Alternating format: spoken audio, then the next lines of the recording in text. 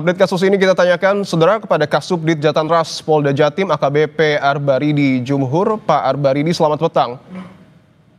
Selamat petang, Mas. Gimana kabar? Alhamdulillah baik. Pak Arbaridi, mungkin bisa diceritakan, Pak, apa yang kemudian terjadi saat itu sehingga polisi pada akhirnya terpaksa menembak pelaku pembobol gudang rokok hingga tewas? Jadi setelah ini hasil dari pengembangan dari kerjasama Polres jajaran Polda Jatim, khususnya Polres Tulungagung, Mas. Jadi kita ketahui pergerakan pelaku ada dari arah Banyuwangi, dan setelah itu kita ketahui bahwa mereka itu habis kerja melakukan pembobolan di wilayah Bali ternyata. Jadi setelah kita dapat informasi mereka mengarah ke Surabaya, kita ikuti mulai dari arah Probolinggo lalu masuk tol. Dari situ mereka sudah tahu mereka dibuntuti oleh tim opsional, lalu mereka mulai melakukan hal-hal yang membahayakan bagi petugas, misalnya memepet mobil petugas ke arah yang sangat membahayakan. Kalau memang dipaksakan itu mobil anggota bisa nabrak truk atau bis yang ada di depannya. Sampai di wilayah Gempol mau arah masuk Sidoarjo, kita berhasil menghentikan mereka. Sudah kita tutup depan, belakang, kiri, kanan, tapi ternyata mereka mengencangkan mobilnya, megas. Ada 2 anggota yang kena serempet dan mengalami luka ringan. Dan pelaku dengan mobilnya juga menerobos pintu tol Japanan. Baik.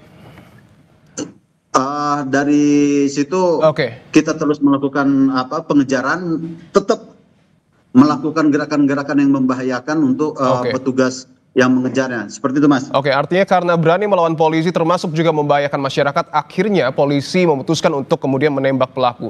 Tapi pertanyaannya, Pak, apakah kemudian mereka ini memang kerap kali membobol toko atau gudang yang kemudian ada di daerah tersebut?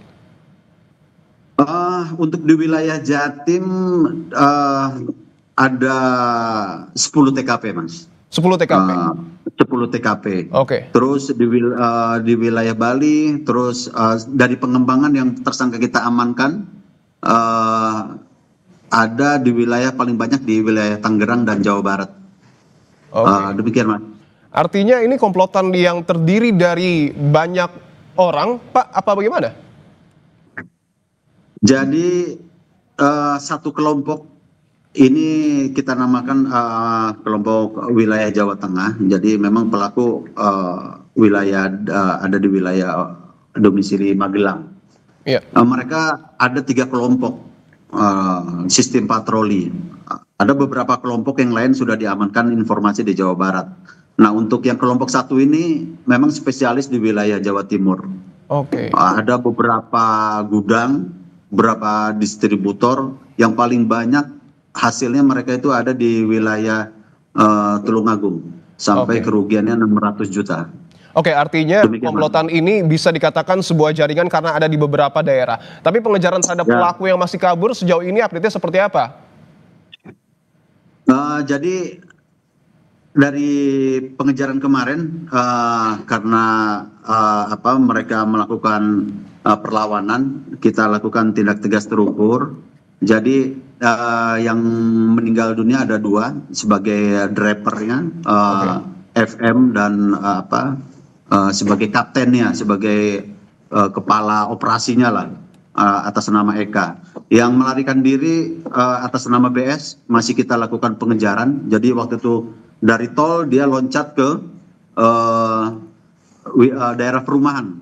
Kita lakukan di wilayah perumahan, sampai saat ini belum ada hal yang menggembirakan. Dan yang tertangkap atas nama MR, nah dari hasil keterangan MR ini kita baru tahu bahwa memang ada 3 jaringan yang menyebar di wilayah Jawa dan Bali. Mereka sekarang masih berkeliaran.